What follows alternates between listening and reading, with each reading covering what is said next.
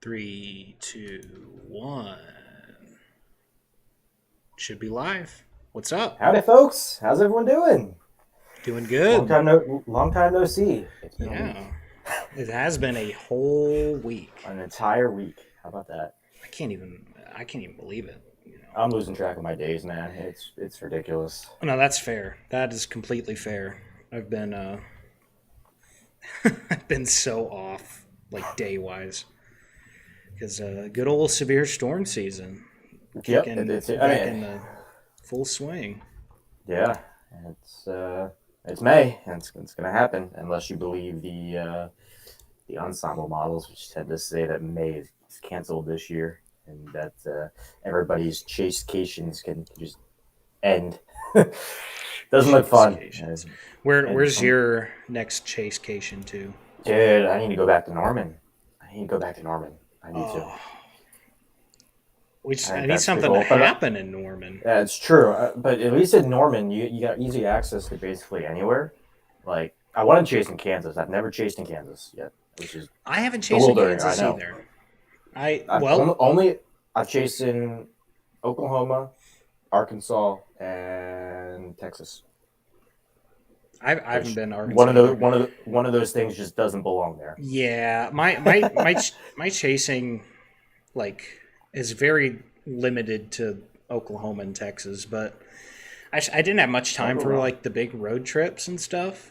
And I don't like I respect the grind for sure. If you're gonna get up at 4 in the morning and drive to Nebraska, Hey, go for it. More power to you. yeah, seriously, that's But you know cool what? stuff. There's a reason I call Lock It Texas. Lock it in Texas. It's Lock it in my Texas. that's my holy grail right there. Lock it in Texas. Northwest Texas is an underrated chase location. People always talk about Western Oklahoma, Kansas, Nebraska. Western Texas got some beautiful scenery out there.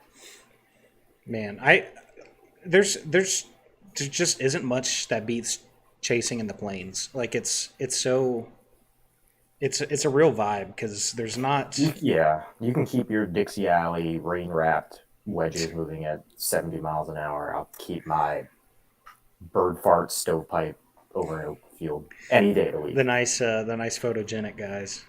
Yeah. Well, that and the terrain is just so nice and flat. Oh, it's great. It's great. Till you get east of 35. East of 35, always and forever. uh, Yeah, we actually segue time.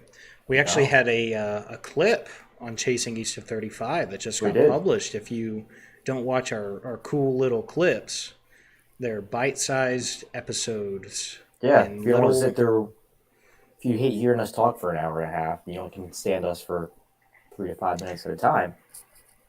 Hey, more power to you. Yep. And honestly, if you hate us that much, then I hope you watch the clips because the clips will be a nice segue into like kind of how we play out these episodes, and you'll get an idea of it, and then you don't have to listen to us talk for all the downtime we talk where we're not actually talking about weather stuff. But you know, it's our dang podcast, and we can talk about whatever we Oh, want. of course, for sure. But I think I will say, and it's hard to believe, but this is episode 8. We're on It's episode wild, 8. That's crazy. We're wild. I about feel to like be double digits. we just started. Feels like we just started this the other day. It does, but I think we've improved quite a bit. Oh, from the You beginning know, for sure. Remember the first um, few episodes where the audio wasn't there. We lost the entire the episode. fact I was gonna say, yeah, the fact that we have an entire episode missing is a That's good the indicator of. reflectivity iceberg lore. Oh my gosh, yes.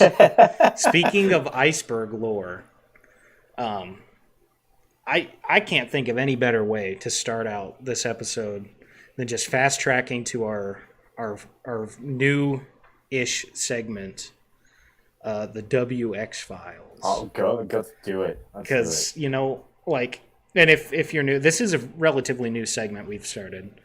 But the idea is we're just gonna take a little peek see at some weather conspiracy theories, And you know what? We might prove it wrong. We might prove it right. We might end up on a watch list. There's all You know sorts what? of outcomes for I this. might already be on a watch list. It's fine. I think I might be on a watch list. I have a feeling I'm on a watch list somewhere. For all good and noble reasons, of course. Of course, of course. Okay. So yeah, let's do it. Let's watch that Let's do it. intro.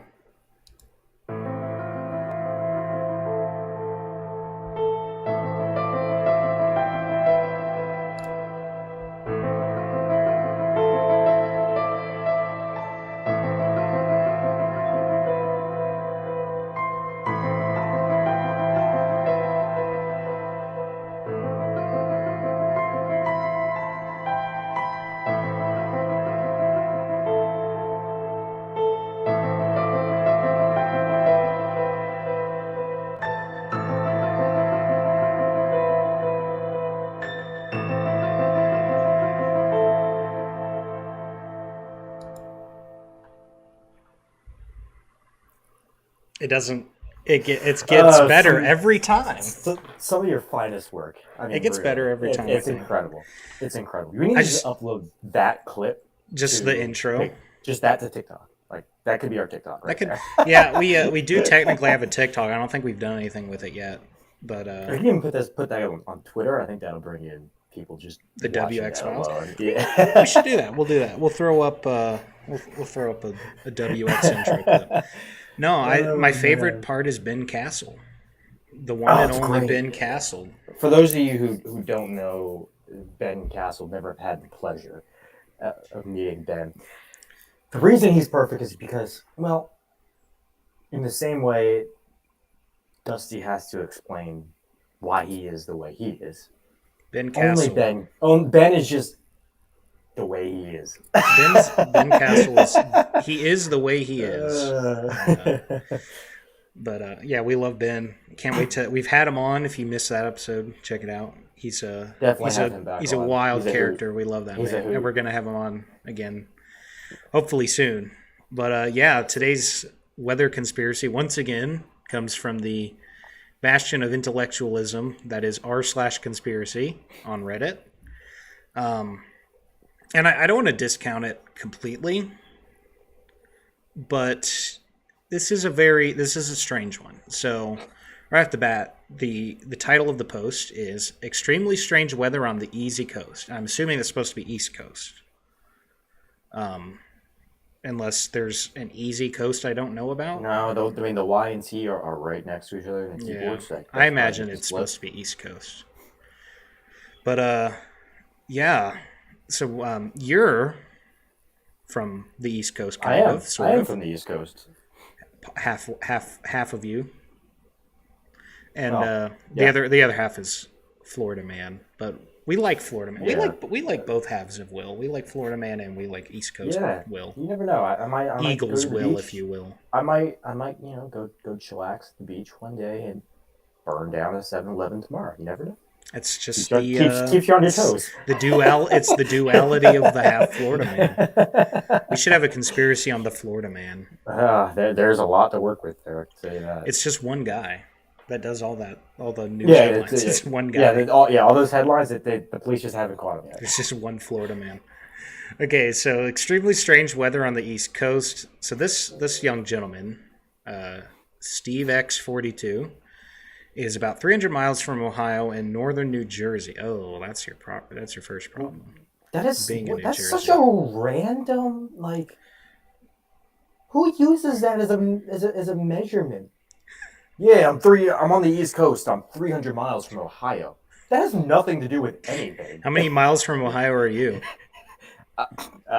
Probably closer than Currently. that. I don't know how many miles from Ohio I am. Maybe we should do closer that, than that. after this segment. We'll figure out how Yeah. far from Ohio we are. It's I'm probably not closer far than that. enough, but I'm only probably about 3-ish hours from Ohio.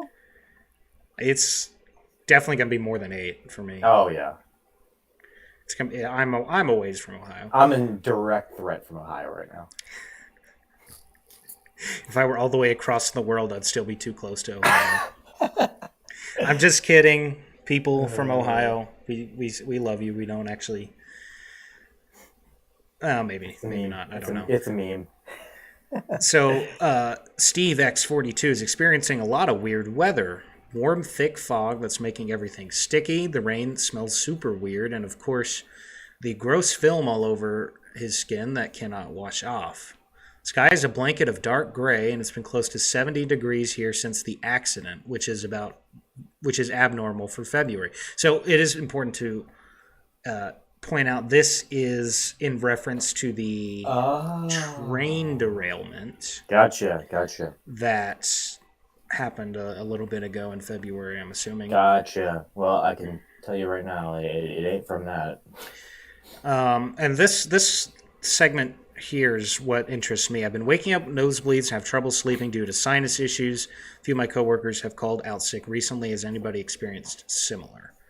Okay. Um, I think Go being in the for it. Northeast, I can definitely answer. I think what happened here. So one, that the reason that there's fog is because in February we had a pretty warm patch, as you can see, it was 70 degrees. Um, and so the ocean temperatures were still cool, so we're gonna get fog. It's a decent fog set up there. That film that I think he's referring to is what we call humidity. I think you're just feeling a little wet. Being a native Floridian, I believe that's what it is. As for the sinuses thing and all that, uh, we did have bloom here, like record earliness. It might not have been that early, but maybe farther east it was a little bit earlier. It probably was, probably a little bit warmer. So it could just be allergies. Uh, I can tell you right now, none of the particles from this train are enough to make a meaningful difference. Made it out to Jersey. Yeah. The first thing that stands out to me is the allergies. That's very, as someone who struggles endlessly with just horrible allergies, I can I can attest that those are symptoms of just some bad allergies, and allergies tend to be worse in drier weather. So that is a little bit of a discrepancy, like the all the fog I and the mean, moisture it's and humidity. possible. It's possible that that cold front swept through, dried everything out. Hmm. Who knows? He doesn't have a great timeline, probably. No, and it is a little. I can't get an exact date. So yeah, February 17th, 2023. But so yeah, a little discrepancy in that. Well, actually, I don't know because sure, at least down here, our allergies probably are more on the dry side. But like maybe there are allergies. True. I mean, your definition of dry is a little bit different than Yeah, the East Coast. our definition of dry is like 6% humidity, like insanely pathetically Humidity is dry. the word. As somebody who grew up on the East Coast and specifically Florida, humidity, it's not the heat, and you'll hear this. I know it's cliche to say this at this point. It's not the heat, it's the humidity. The humidity is just the absolute worst part. I mean, It's that was the worst part ridiculous. of Norman for me was the humidity. The fact that you think Norman was like super humid is wild. Is a Norman good was dry indicator of to me. how. Yeah. Norman was dry. Like whenever it was like humid in Norman, you at least knew you were gonna get storms out of it. Well, my defense is that I grew up with like blow dryer winds, like hair dryer winds, where it's just hot, dry air all the time. So it's like going to Norman. That just really just threw me off. It was so humid. I was like, ugh, It's I hated it. you would absolutely despise Florida. There was I one probably day. I feel like if I got used, like if I was there for long enough, because Florida's humid much longer of the year than Norman is. It's not just much longer. It's All the time, no yeah. matter what. There was one day. It was middle of summer. It was early afternoon, like just afternoon. Um, it was like 90 out, and I don't know what exactly happened, but there was just a massive like influx of moisture into the atmosphere all of a sudden. The dew point jumped from like in Florida, like 71 is a good dew point in the summer. Like that's reasonably not humid. The dew point jumped from like that to like 85 in 20 minutes. The heat index went from like 97 to 137. It was awful. Wow. Yeah, I'm not a fan. But I think it's safe to say that humidity and that overall kind of moistening pattern, I think that's a decent explanation for this. And like you mentioned, you had a bit of a warm spell, so that helps. What I imagine, and I can't. Obviously, we probably should have thought ahead and pulled up some archive maps for this, but I don't think we Oh thought of yeah. that. But my imagining is that there's a high pressure system centered a bit off to the it's the what's it called? Oh, I'm running blank. What's it called? The Bermuda High. The Bermuda Oh High. yeah, yeah, yeah. I I think around the imagine time that that was a little I stronger, and think it was bringing in a lot of Gulf yeah. air. Would If be I my guess. if I remember, I think that was the case. I remember the high pressure was pretty stout. We had a pretty good blocking high that was there for a while. The opposite of what we have now. Now we have damn blocking lows that are up there. They're just aren't moving.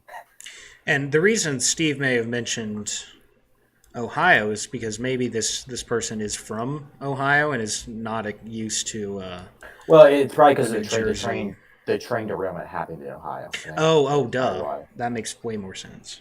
But in this case, the wind pattern wasn't supportive of pushing No, the crap I that way. remember seeing on weather Twitter somebody had like filtered out the particle size for Mm-hmm. the stuff that came out of the train, and like you could see it just drifted directly into Canada. Like you could see it on the Yeah. satellite. It just went straight into Canada. Yep. Some of the comments here, though, scariest part of Reddit is the only place I'm seeing this talk. Yeah, Big brain Reddit moment. big brain Reddit moment. Um, so again, I don't want to completely discount this because there's a lot of weird stuff with that train True. derailment. I think there was not quite as much transparency on that as there could have been, but That's for sure.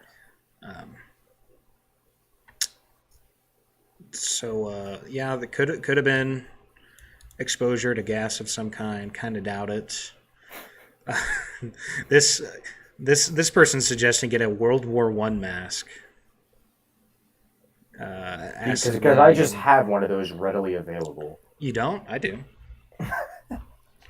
Actually, I really wish I could. I'm a big World War One guy, Cool so to have I for like it. sure. Would be a cool collector's thing. But so yeah, I'm gonna go ahead and say, oh, here we go. This one's for you. In the Philly area, weather has been bizarre for the last several days. Warm, cold, odd cloud coverage, abrupt storms. There's weird Called stuff afoot. it's called Loving Cold Fronts. Yeah, It's not weird. It happens there every. it do be that way. All right, I'm gonna declare this myth busted. I think I would because agree. I would agree. Call us the MythBusters.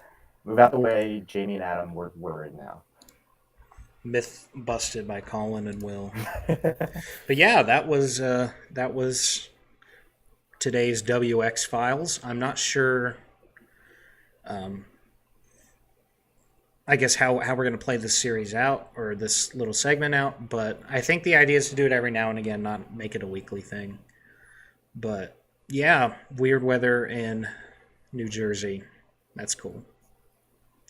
Could But have remember, been he's 300 miles from Ohio. Just don't forget that part. it could have just been the fact that Ohio was within proximity, and That's so it yeah. just it It kind of spread. It's like an infection. the Ohio-ness definitely. There's a contagion element to Ohio. I'm pretty sure. Yeah. Well, we were talking earlier before the show. We got storms firing up in good old Kansas. Yeah. Good classic MCS. Pull. I guess we can start with the SPC outlooks. So yeah, big ol' enhance plopped right over east to east central Kansas. And actually, I think it is kind of interesting too, the way the enhanced is oriented. like its long ways axis, if that makes sense, is pointed Yeah, down. I think it's because it's following the path of the MCS, so it's not like it's a storm firing off the dry line. It's going to be, We tend to get more like vertical shapes, especially this early in the year when a lot of this becomes QLCS pretty quickly. yeah, And it's because you never there's quite less know. But isolated. yeah, luckily this is a fairly established MCS already. It's just been kind of moving. It's a pretty good case study actually for some of my undergrad research I was doing, tracking MCSs like this one. Wouldn't be surprised if later in the day we get an MCV to form within it and might keep it going longer. But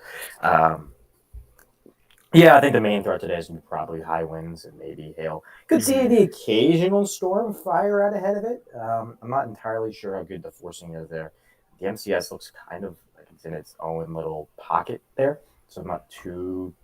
I wasn't seeing much of like any other boundaries or anything to really initiate off of that, but could get some outflow boundaries that push out ahead of it that could trigger some stuff. You never know. Well, and you can see here on. Can you see my screen, Will? Do I need to? Yeah. Okay, cool. So yeah, we got storms firing off already. You can see here on satellite, and if I can actually go ahead and let satellite play for a minute. So you can see there's more surface, or you can kind of get an idea of more of like a surface flow there as opposed to this, like the more upper level forcing. Yeah. You can kind of see here. Very nice, very nice. You can see how clear the MCS already is there. But yeah, lots of good bubbling convection in that, and actually, if we switch to the mesoscale analysis, interesting. If you look off back to the northwest of the MCS, you can see a decaying cold pool frontal boundary there. Oh yeah, into Nebraska. Yeah, you know this whole region, I think, especially with these firing off right here. I think it's pretty contained threat today. I don't think we're expecting, even in the SPC categorical outlook, like the marginal covers quite a bit of area. The general thunderstorm covers a ton of area today. It's warm out there. You never know where you get those pop thunderstorms. Never know what you're going to get. But yeah, we can look at some different parameters on the mesoscale if you want. Do you have anything in particular you want to see? No, not really. I mean, I think the biggest thing was maybe just the surface odds, just to kind of look at flow direction, dew points, and whatnot. It's kind of critical. We got... just got confirmation that we have a future guest who just confirmed. Live on air. Live on air. We know who's coming. Oh, that's cool. That never happens. Yeah. Look at that. Should we announce it? Or should we? We'll keep it under wraps. We'll keep it. Yeah. We'll announce it eventually. We'll keep the interest. Something. Yeah. So here's the SPC outlook underline. Dang, it is nice and toasty out in Kansas. I'm just in Nebraska. Good grouping too on the placement. Like they got it pretty much. Yeah. Spot on. Yeah, but we'll see how this develops. I think again we got more kind of southerly surface flow. On the east side of that boundary there.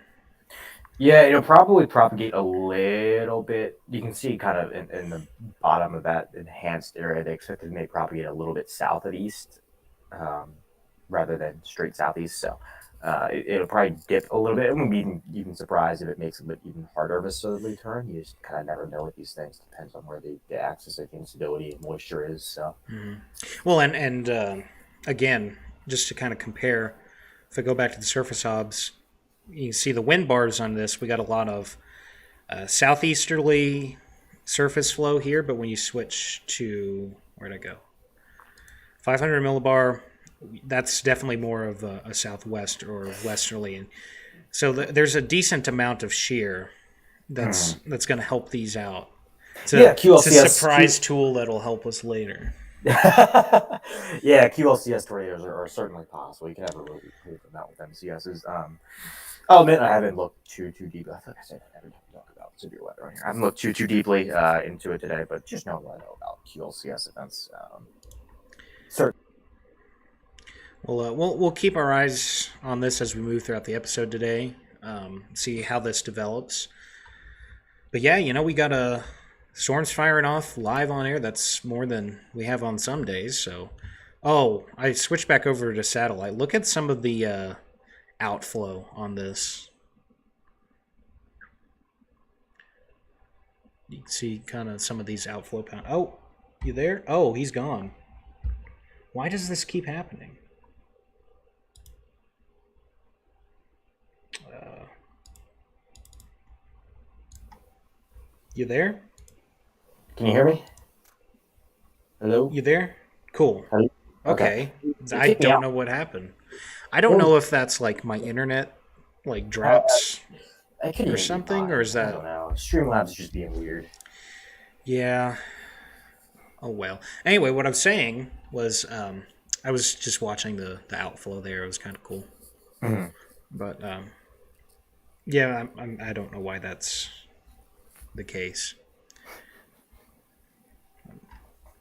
Yeah, we got all sorts of stuff to keep our eye on over the next few minutes here. But cool to finally see some storms firing off. And hopefully these will just be some rainmakers. We don't want. Yeah, I think hail is also a threat today, which is a little surprising given it's a MCS. You don't usually typically see too much big hail, but updrafts, especially with the instability that's there, is certainly supportive of potentially some hail for sure. Do you do we maybe want to talk about kind of the difference between MCS and QLCS? Yeah, MCSs, I can kind of delve into this a Yeah. little bit. MCSs are pretty well organized systems, and honestly, QLCS systems are a subset of MCS in a way. You get those sort of squall lines. Typically, we classify an MCS as a leading squall line, so you have your what looks like a typical line of thunderstorms, but you have to have a stratiform or what we call elevated convection behind it. So you're going to see lighter precipitation back by. If you were to look at it on radar, you'd see a sharp line, and then of like reds and yellows, and then you'd see green kind of back behind that a ways. So typically that's what MCS is. That's due to the cold, what we call cold pool dynamics within the system. What happens is behind that line of storms, you get a lot of cold air that can elevate storms, and you'll just get lighter rain that falls within that cold pool region. Um, Whereas typically in QLCS, what we typically think of as QLCS lines, it's pretty hard. It's kind of just the line with really nothing behind it. Um, but they are kind of a subset. QLCS systems are kind of a subset of MCS. They're in the same field. MCSs are probably, believe it or not, they actually might be more common. They're actually, I think, the primary driver of precipitation out in central Oklahoma. They get a lot of MCS systems out there. And what we can get, I know I talked about it earlier, you can get what's called an MCV, mesoscale convective vortex, which MCS stands for mesoscale convective system. So it's really organized. But this vortex forms kind of the north end of that system. You could have a supercell there that evolves into it, or just some of the dynamics causes some rotation of the system. You'll get a vortex that forms in the north end, and oftentimes that can either split off from the system as the system dies, or it can sustain that system to be longer. Sometimes that vortex that splits off can actually go on and spawn more MCSs and more storms around it due to the dynamics around that. Mm-hmm. This is why I let Will explain things. I would not have been that eloquent, probably that like accurate. Will's the guy to go to about this kind of stuff. But it is important to point out, I think, the way, like, kind of some of the differences in how these storms kind of propagate other storms. So I know with QLCS, it's always fun to watch those because all the different outflows and stuff are like clashing together and creating more convection and stuff. And those is there a term for like the convection that pops up after the initial QLCS? No, Is there a word for that? no, I don't think so. It's kind of just convection formed by outflow boundaries. It's kind of just Well, anyway, the ones that pop up as kind of a result of colliding outflows and stuff, those tend to kind of play differently than the QLCS in general, and so it's always it's a balance between like keeping an eye on what we're expecting, like the actual giant big old QLCS to do, and also the weird little smaller scale dynamic stuff that's going Yeah, on. the smaller storms are going to be more influenced by local dynamics, smaller scale flow. So you saw we had southeasterly flow surface, and then kind of southwesterly flow aloft a little bit. So the MCS is moving kind of counteracting that flow. They're pretty driven by mostly cold pool propagation, which is going to drive them more to the southeast against that wind. Um, but any storms that fire up around that are going to be more subject to the actual environment, right? Because they're not dealing with the dynamics of that cold air that's driving the MCS. So they're going to be moving, if we have southeasterly flow and then westerly flow, southwesterly flow aloft, those storms are going to track probably northeasterly. So it's not going to be. What'll happen is you could get storms that fire ahead that end up getting swallowed up by the MCS and then pushed with it. Mm-hmm. Yeah, I mean, great explanation. That covers it essentially. Yeah, QLCS are weird. Um, just and I gotta catch myself because I tend to use those interchangeably, and they're not technically. A lot of people do. Um, I mean, it's in some ways they are very very similar. And yeah, if you want to be technical about it, yes, there are differences, but most people get it. I mean, it's it is what it is. I is catch what myself it do. is. I do it all the time. I mean, I refer to both things as squall lines and stuff like that. Mm-hmm. Yeah, I mean, always interesting to see kind of how this is all going to play out. It's interesting to see there on satellite. You can see the forcing from that cold air off to the west of the actual MCS. You can see it's acting almost like a cold front driving up convection to the west of Oh the yeah, MCS. yeah, you can see it there. Well, and kind of the outflow I was talking about Hmm. earlier. One of the things that makes QLCS specifically those um, interesting is those outflows that kind of come together. So you can see here's a little bit, and then this. So if these kind of meet up, they might have enough forcing to get maybe a little bit of a pop up behind the system right here, Yeah, depending on and how that's the temperatures. I mean, it's pretty sunny there, so temperatures might be recovering pretty decently behind it. It and might it not is be a early ton of too. It instability, is but only yeah, yeah, 1:30 Central that's a good Time, point. so That is a good a point. lot of daytime heating left to go. But that's kind of how these outflows work.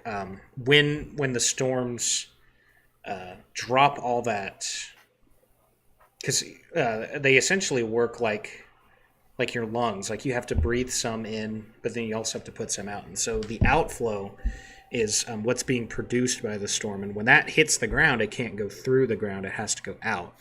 So you get these circular areas that are just it's essentially just air being blown out sideways at the surface. And And that tends to be cold air in uh-huh. most cases. Yes. And that cold air, while not great for convection, is pretty good for helping force up already moist air parcels or already warmed air parcels. So always good to keep an eye on outflows. They're fun. They're just fun.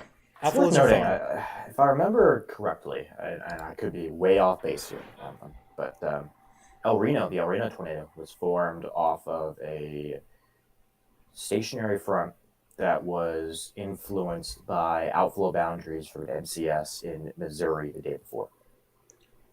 I did not know that actually. There's a stationary front and a cold front crashing, as long as and a dry line farther to the south. And if I remember correctly, I think that stationary front was formed at least partially from the outflow boundary of that earlier convection. That's cool. I didn't know that. We'll have to save that for the El Reno episode. Yeah. But yeah, cool stuff happening out in the plains today, and we got several more hours to go on these, so we'll keep you Yeah, updated at least as long as this podcast goes. We'll yeah, it'll mostly probably be wind. Typically, it's the main drive with MCSs. there is a 30% hatched hail. That is wild for an MCS to me. That seems super high. I mean, that's probably because of all the instability, like I mentioned, out ahead of it. probably supports stronger updrafts, but Mhm. typically you don't see that high hail in MCSs. Yeah, 30% hatch, not bad That's for impressive. That's impressive. because well, and all the I guess is another bit of the explanation. All those outflows and stuff tend to choke off updrafts, Mhm.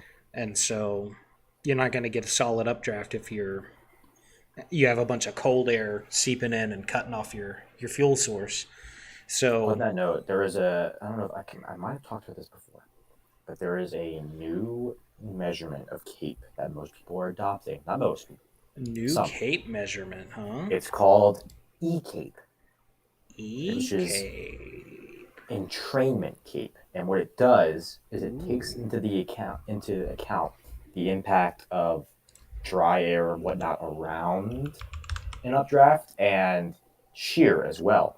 And it works kind of like MU or not, or kind of like ML cape, I guess.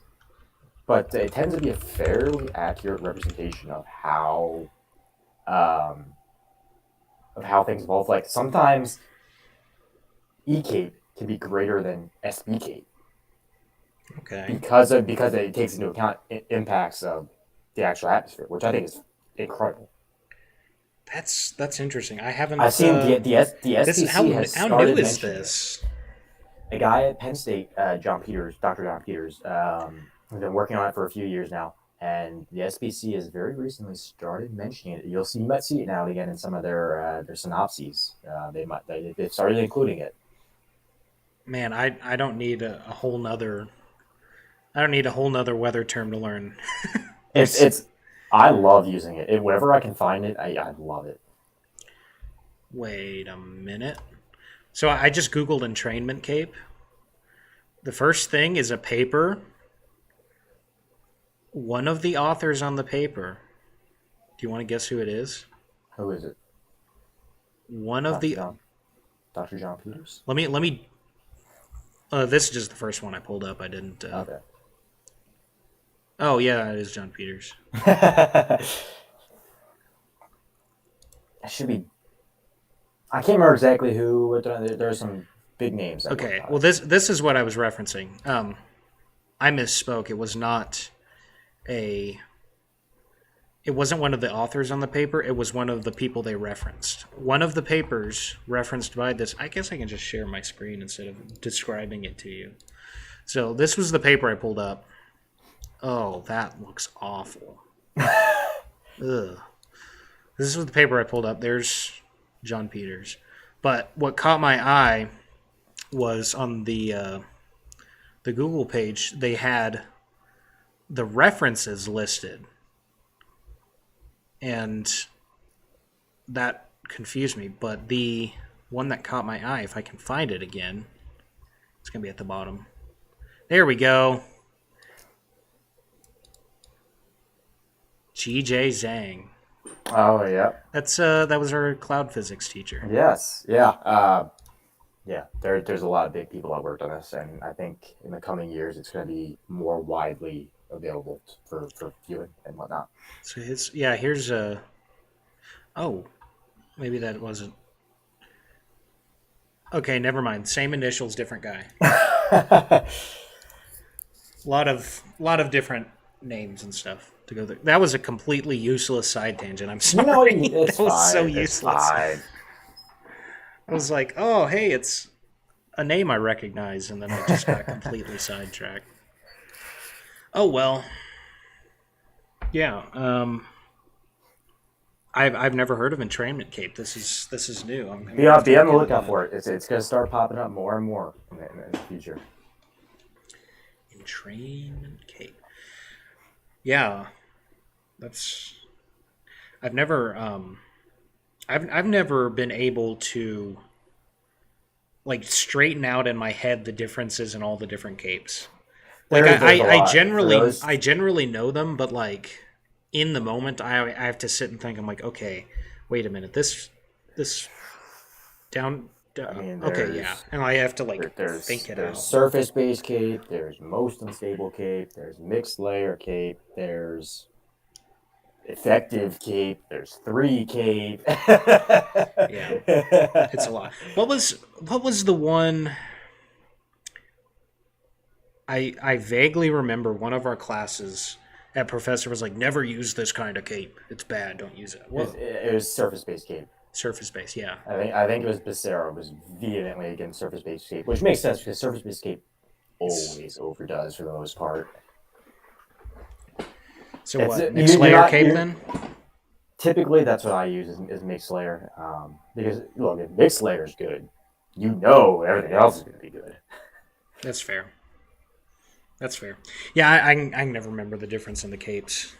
Yeah, surface-based cape. So for those who don't know, surface-based cape is you're taking a parcel of air, so just a bubble of air at the surface, and raising up through the atmosphere and using that to calculate all different parameters. The problem is, oftentimes, that's not how things work. Things will rise from thousands of feet up in the air first. So mixed layer cape tends to try to take that into account a little bit better.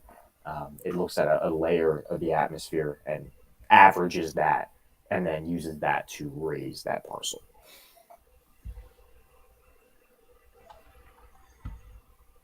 There's a lot, and the calculations are rather straightforward to do. There has never been a calculation in my life that has been straightforward. Yes, there are. We're not just looking at computers to spit these things out. There are actual calculations for all of Speak these for values. yourself. I look at computers. I mean, I do too. I don't waste my time I actually don't. looking at calculations, Oh but my no, it's coming from gosh. somewhere. It is coming from There, somewhere. there. Somebody a long time ago came up with a bunch of letters and squiggly symbols that go together and give us weather stuff. And we did technically learn it, but I don't remember it. And now we have the GFS to give us wrong answers. Oh yeah, don't use GFS. Where are my GFS homies at? Raise your hand. The real No, GFS I think shadies, I please don't know stand what up. my favorite model like thing is. It's either the GFS past hour 300 just being absolutely outlandish. There's the Her Supercell printer, and then there's the Nam Squall Lines of Death. And I'm not sure which one's my favorite. You know, I've gotten to where I use NAM quite a bit. Nam is At always least good. for precip. Down here in the South Plains, none of the models really correspond like very well. There's always an issue with something. And That's the why NAM it's is yeah. always very optimistic, and I always like the NAM will But it's show very way important much more to coverage than I know we're gonna get, but I can at least kind of yeah. gauge. Nam tends to have a warm, wet bias overall. Mhm. That's why it's important to look at anyone if anyone that's out there wants to storm chase or predict storms. It's important to look at surface observations and compare that to how models are handling things Especially because here in the South Plains where like moisture just rolls a dice, and if it gets 1 or 6 it comes up the cap rock, and otherwise it doesn't. It's like it's bad. the I've gotten really interested in terrain features and how they play into like there's some micro interesting scale. stuff there. There's some Micro very interesting stuff scale there. terrain features need that's what like we need AI for that, right? Like I'm I'm convinced that you get a tornado in higher elevation or supercells in higher elevation, and there's some sort of a dip or canyon there. The acceleration of that winds can enhance it or hurt it, well, depending on it's the way it's I mean moving. mathematically it has to be right. It's the Yeah, I mean, same right? I mean, like air functions the same way on the micro scale as it exactly. does. Well, to a degree. I Yeah, mean, yeah, once yeah, you get yeah. once you get Yeah. down to tornadoes and stuff, it really breaks I down mean, to like the a physics decent wise degree. of it, though, Yeah, it's pretty yeah, similar. yeah. So you would think like when we have Lee cyclogenesis, you think that same effect would work on Oh, absolutely. like a Anytime you get micro model. anytime you get any sort of terrain drop, right, you're stretching to some degree. So Hmm. Yeah, let's I feel like we're getting way too technical here. maybe we might be. I we might be. We might want to rope it back in, wrangle it, I Wrangle suppose. Wrangler jeans. Wrangler jeans. I don't know why I said that. I don't know why you did either. That was I'm sorry, people. I'm working on like 6.5 hours of sleep, which for me is nothing. I'm homie. You only gotta one. rest up. I got had one cup of coffee today. I will be having a second. I went to bed early last night because I was like, I'm for sure gonna have to get called in today. I bet you. Mhm. I'm starting to wonder. I feel like I would have heard something by now, but maybe not. We'll see. But I'm rested up. I'm ready for it. I had some Yeah, if you're not called in, just go chase. drive up to Kansas. I still have work in the morning. I can't go chase. Uh, That's the biggest disappointment is like about adult life, I mean, or not college life. It isn't the can't just bills. leave. Can't just leave whenever you want. Yeah. I can't skip. As long as there's not a test. I t- Mom, Dad, I did not just say that. yeah, I told my parents came to visit this weekend, which is why I was kind of busy, but I told them, I was like, yeah, I don't know how much you think I skipped class, but I probably skipped class more than you think I did. Because I was. there were some classes I didn't. I felt bad if I skipped a class that was like important or like there's something going on. Mhm. But there were so many classes that you can miss a day or two and be Yeah, fine. I would keep the skipping to a minimum in like the fall and winter, and then that way I could allow more in the spring. But also, there were plenty of times where we just left straight from the weather center after Oh yeah, class. oh yeah, big time. And that was one of the benefits about class schedule is if there's something more important than class, and I think chasing's important.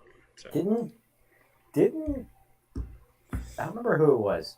One of our professors gave us a few days off for storm chasing. no, they didn't. No, they Oh, didn't. good point. They didn't. No, No, they didn't. that would be No, against school policy. They no, didn't do that. they did not do that. I think if I remember correctly, just it was we for just studying, right? We got some time off yes, to go you're to right. You're right. We just study. class just happened to be canceled that day. You know what? He had a family emergency. I don't remember what the reason was, but I do know what you're talking about. We definitely got some time off, for important things like studying. It's like how the Friday before OU Texas technically isn't a day off, but It is though. That's it. oh, that's right, it is now. But when we first got to OU, it wasn't officially a day off. Yeah. Which I mean, let's be honest, that's cool. That is Like cool. that we Imagine get a day off. just hating a school that much that you get a day off. I don't have to Just so imagine. just so you could go. I know We don't have to imagine. We know. But yeah, always happy to have the OU Texas game get us an extra day off. For those who I guess this is kind of a little bit of a segue away from weather stuff, but for those of you who haven't been to that game and are invested in OU Texas at all or college football at all, go. It is to this day the best sporting experience I've ever been to. It was incredible. And here's my bit on it, right? Because I'm not a big sport guy, as I've mentioned like 29,000 times. But it's still worth going because it's a lot of fun. And I didn't even have tickets to the game. Like I wasn't able to get tickets for the game, but I still went because it happens at the Texas Fair too, Mm-hmm. which Massive is fairground. yeah. The stadium is So in the center of the fairground. and it's worth it honestly just to go and just be like in the atmosphere of it Oh, it's incredible. to I will see say, people like sobbing into their drinks because oh my goodness. every bad play or what. Oh man! And then For those who don't on know, top of I that, went. all the fried food just Yeah. it's Oh worth man, it. I got a Fletcher's corny dog when I was there, which is supposed to be like one of the best corn dogs Yes. you can get. Oh Very, my very good. god. It was very But yeah. Those are but good stuff. I went my senior year, our senior year, which for those who don't know, that was the year that Caleb Williams brought OU back from like 3 touchdowns down in the second half, and it was the most incredible in-game atmosphere ever.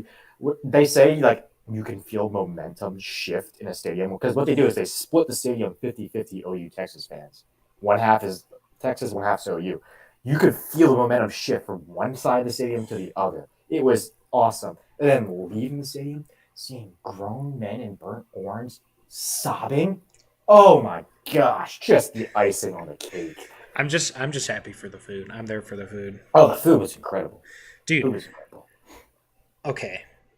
3 words. 2 words? I'm not sure if it's hyphenated or not. Fried banana pudding. Banana pudding might be hyphenated. I don't know. I'm Fried banana pudding. not sure whether to be confused or intrigued, but otherwise I'm in. It's awesome. It's like That's how does that work? it's like, do you know like the fried pies you can get at like McDonald's or something? Or it's just like a fried shell Okay, so it's that's filled with stuffed banana pudding. with, yeah. It's Okay. filled with banana pudding and it's dusted in powdered sugar and whipped cream. Look, bro, I'm trying to eat healthier. Don't put ideas like that in my mind. Hey, Come on now. only That sounds only at the OU Texas game. incredible. Only at the OU Texas Everything's game. everything's fried there.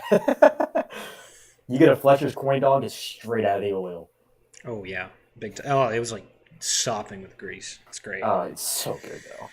Yeah, I've been dieting too, but I say I that as I'm probably gonna make an entire DiGiorno pizza for dinner. it's not delivery though, Yes, so that's no. good. It could have been delivery, but It's a instead it margarita. was. It's a thin crust margarita pizza. I'm a big fan of margarita I'm pizza. not. I'm not a big fan of margarita pizzas. It's good flavor. Good flavor. I like the flavor.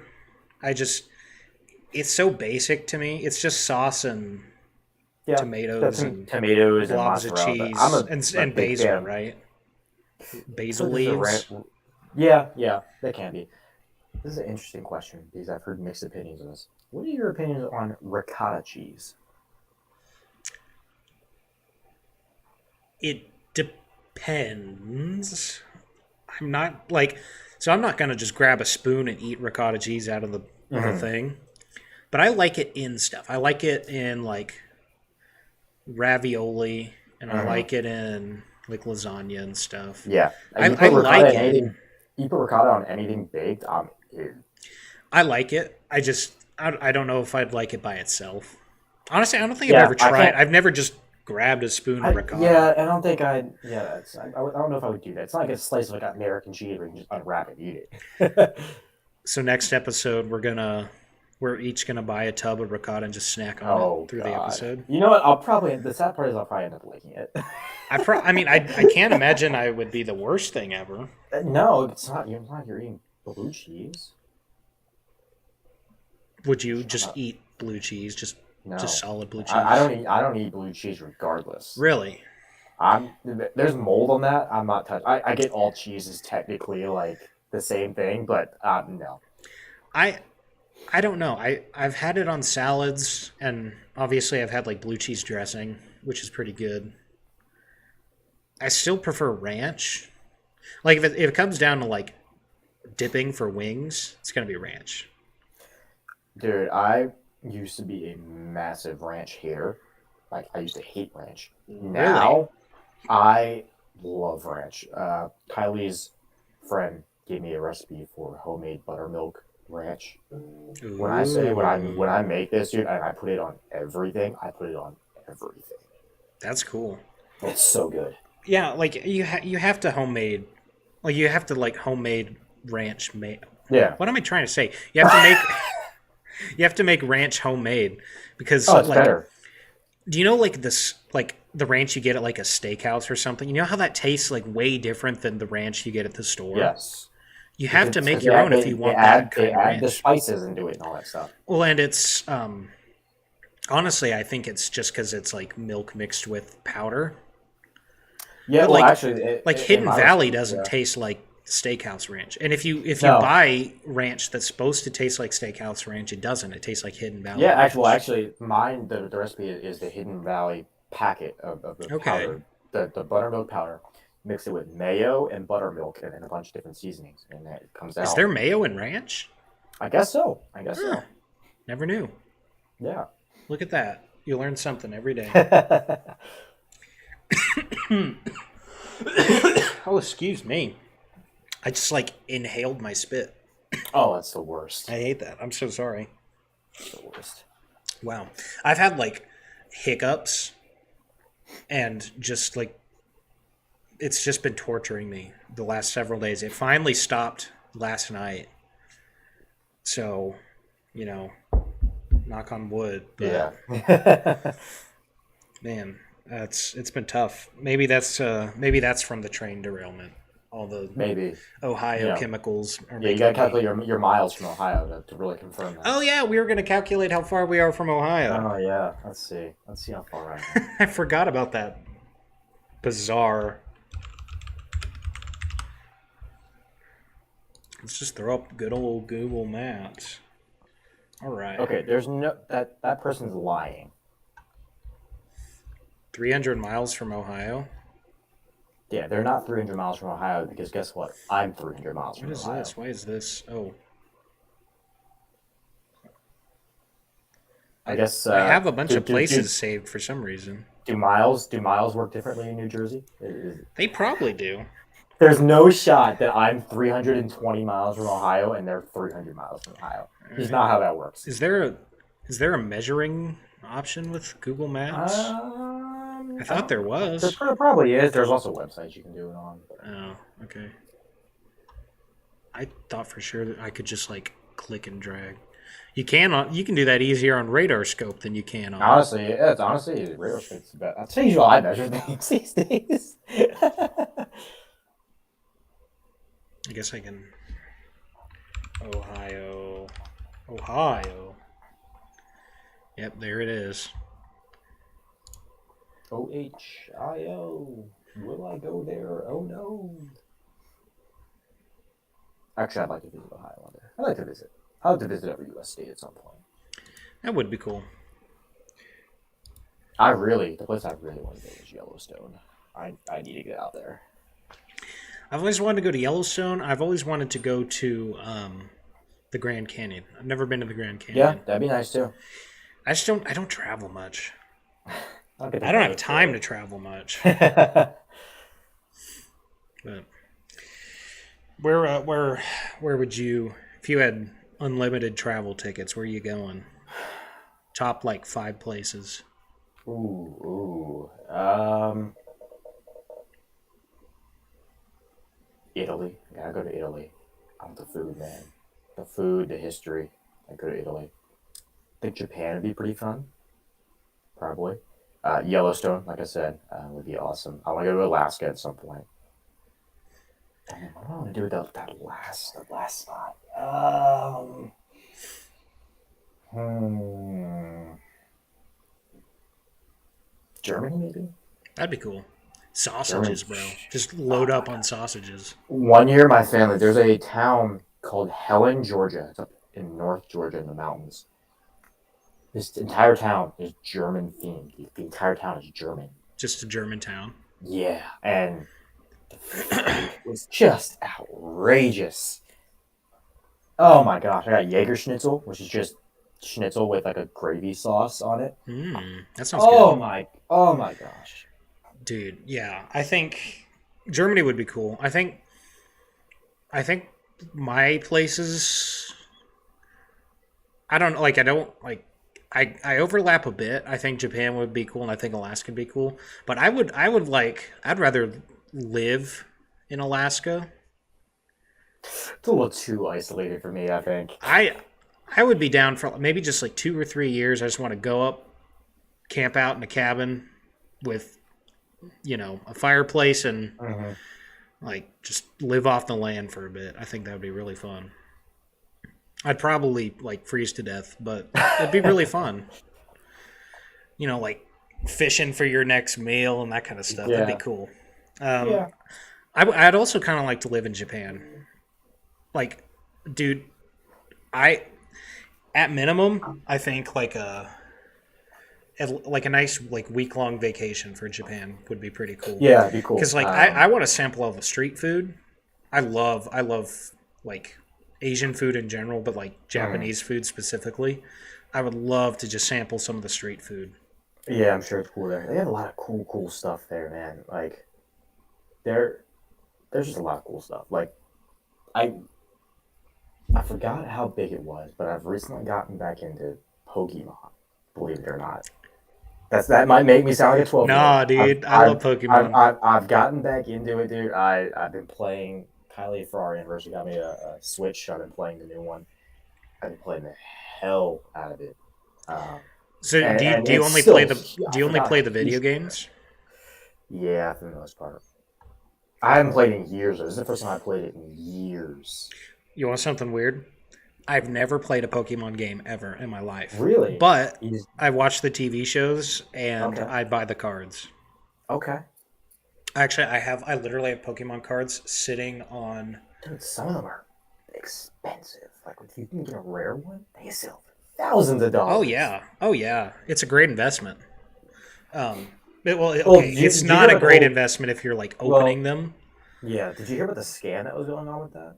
Oh, people selling like fake cards or something. Well, they were stealing them off the production line, the Oh super rare really? ones, and just selling. Like they were stealing them off the sheets, cutting them, and then selling them to resale shops for thousands of dollars. That's nuts. See, my money making Pokemon scheme is just to buy up the booster packs and don't open them and just Yeah, because you wait. can sell them. And could you imagine how much like an original Pokemon pack from like 1996 would Hmm. sell for? Well, and people buy them so they can open them and complete their sets. Mm-hmm. So it's like it's worth more in 10 Yeah, years as an unopened pack than it is opening it's it and wild. maybe getting something to resell. Yeah, because you don't know what you're gonna get out of Yeah. it. So that's wild stuff, man. That's wild stuff. I may have just like broke the system. I may have just told everybody my secret money making idea, but there you go. You can have that one for free. All right, this That's is a a free random. All right, since we're on the topic, entrepreneurship idea. what is your favorite Pokemon? Favorite Pokemon. Am I gonna be a normie if I say Charizard? No, dude, Charizard's a I love classic. Charizard. It's a classic. See, I'm a little bit. I used to when I was younger. I was basic when I was watching the cartoons as a kid, and I was a Pikachu guy. Hmm. But That's fair. then, Pikachu's. but yeah, but then I started turning into a Shinx person, like a Shinx Oh, Luxray. okay. But now with the new game, I found my new favorite one. Apparently, it got introduced like a few years ago. It is a wolf Pokemon called Lycanroc, and this thing is just like it has like three different forms depending on you have to like evolve it at like a specific time to get a different form, which is pretty wild. That's I didn't cool. realize there was that much like effort into Pokemon these days. The extent of my effort was giving the Eevee like a Thunderstone. Dude, yeah, Pokemon's nuts now. Like, it honestly, it's kind of lost me in the sense that I haven't been keeping up with it. Um, I'm still very traditional, like Pokemon. Mm-hmm. As far as like everything's pretty simple, straightforward. Everybody's got their particular evolution, and that's just kind of how it Yeah, is. But like there's so nowadays, there's many all sorts of cool. gimmicks. Yeah, there's so many gimmicks into it now, and I don't even I don't know. necessarily mind. I just Yeah, haven't yeah. kept up Like with it it. should. It should. When I got back into, it, I was like, wait a second. What is all this new stuff? Do you know? I I will admit I had a certain fondness for Caterpie. Caterpie. Wow, that's a random It was one. cute. It was a cute little It's just a Caterpie. little yeah, I liked little Caterpie. caterpillar. Were there any other ones that Also Metapod because it's hilarious. it's just It a literally can't do anything. yeah, it's like a magic carp. It just flops. It doesn't do anything. You can use Harden. I remember that. I remember everyone used Harden. Like, and when you're It's a playing the good. game, It's for blocking, but like I feel like early on you don't. Early on, it's probably good for blocking, but I feel like at some point you just gotta let it go. Like yeah. it's not worth the it's not worth it. But yeah, who knows, man? Like Yeah. I just it's wait. who knows where Oh, Pokemon will be when our kids. I know. Well, they already. Our boy Ash is done. Yeah, He finally after losing for 20 years. dude, I didn't watch his final episode. I probably should. I haven't I seen just that saw people were posting. series. I saw like it was wild enough. Sports Center posted it when that episode released in Japan. I was like, whoa. I remember people saying, like in comments and stuff, like they really need to play the OG theme song Mhm. for his last appearance. I don't Oh, know. I don't know if absolutely. they did or not. I hope they Yeah, I did. have no clue. Yeah, it'd be awesome. Man, that tune Can you brings back believe? memories.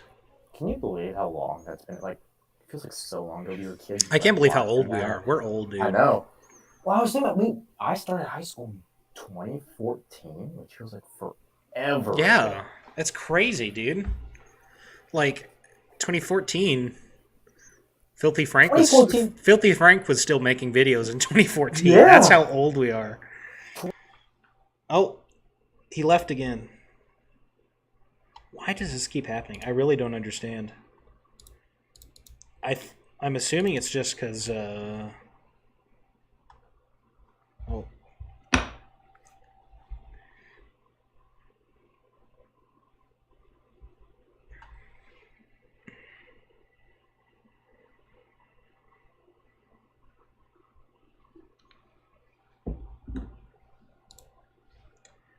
Well, we'll give Will a second to hop back in there. I guess Streamlabs wasn't happy with us talking about Pokemon for 20 minutes, so it kicked Will out again. Or maybe I really don't know if I'm kicking Will out, or if Will's kicking himself out, or if it's our internet, or if it's what. But yeah, we'll give him a second to join back in.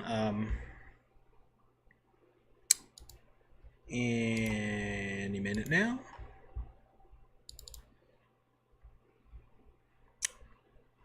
Well, I guess while we wait for Will to hop back in, we can switch to the satellite again. We'll pull this up in case he's realizes. I might shoot him a call. But yeah, let's go ahead and, I guess, so we're not just dealing with dead air here. Continuing to watch these. This one, this more kind of isolated cell, is really firing off behind this main grouping here, and kind of keeping an eye on that on satellite radar, at least on the mesoscale. You can see it's sticking out there pretty well.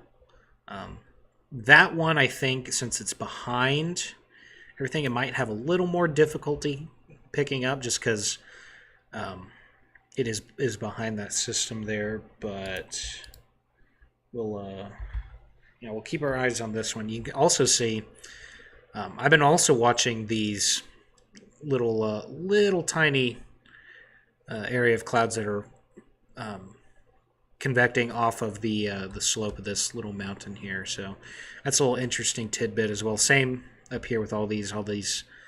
I think those are stratocumulus, maybe. I don't know. I'm not good with eyeballing radar here, but or sorry, satellite, I should say. I'm not good at eyeballing clouds from satellite, but very well-defined outflow here, too. Okay, Will's messaging me. He's unable to get on for some reason.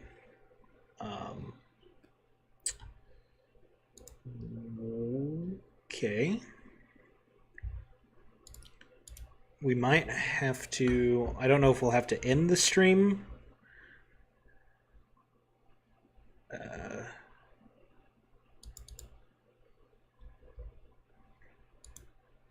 Okay, I'm going to make a new link and send that to him. Maybe that will...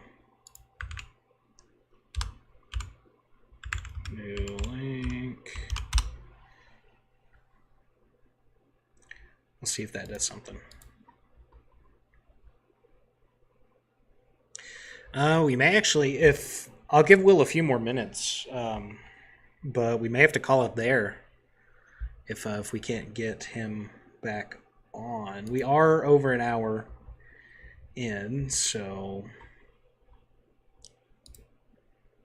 let's see here.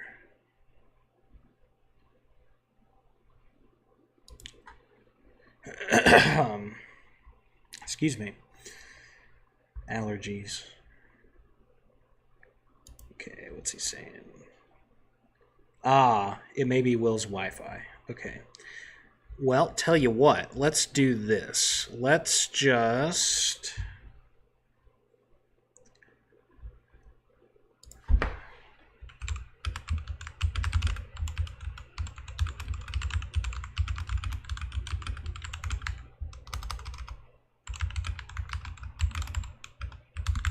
All right. I think we're just gonna pull him in on Discord, and then we can just finish up this episode because we're about at the stopping point anyway, and it appears Will's internet might not be so hot at the moment, so we'll go ahead and probably call that there and switch to here. Let's see.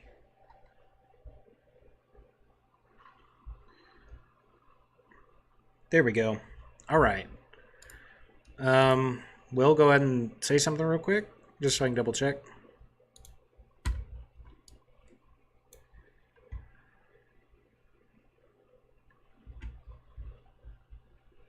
Oh wait, there we go.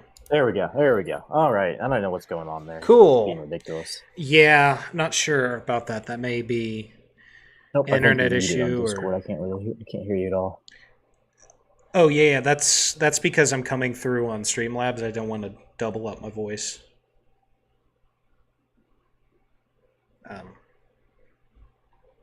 I guess I can unmute. I didn't want to. Okay. I didn't want to come through Discord or sorry, Gotcha, come through gotcha. Streamlabs sounding Yeah. doubled up. I don't know like what's that. I don't know what's going on. I think it's my internet being the problem.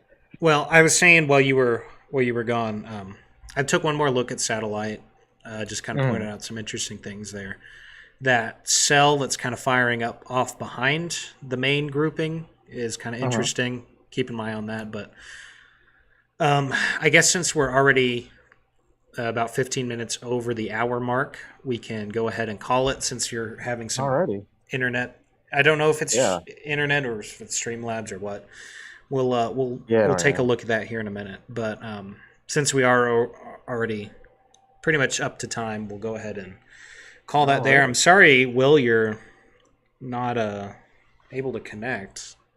Yeah, I don't know what the issue is. It might just it could just be as simple as I need to restart my computer. Maybe. But thank you all for joining us. Sorry we ran into some issues at the end there, but At least we made it through mostly without any issues. yeah, we did. Hey, we got a pretty good look at some severe weather possible today. We talked about QLCS and MCS and some little cloud stuff. We also definitely talked way too much about Ohio. No, But, way too much. Ohio never deserves that much airtime. This is the Ohio episode.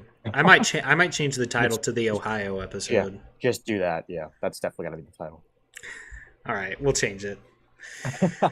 All right, thank you for joining us. We got announcements. We got stuff coming. Clips, Reflect clips come out every Wednesday and Saturday. We have several of those down the pipeline already done, just waiting to drop. So don't have to worry about keep your eyes peeled for them. those. But yeah, keep your eyes peeled. We're also working on some non-podcast episode content, kind of some standalone videos. Got a script out for one, I started on a script for one. We'll see, how long that takes me to do, but yeah, we're working on cool stuff. We got lots of good stuff down the pipeline, and of course, more episodes as always. Always. So, we try to do them relatively weekly, so just check back in. We'll keep you updated, and as always, thanks for tuning in. Yeah, have a good one, y'all. All right, see y'all later.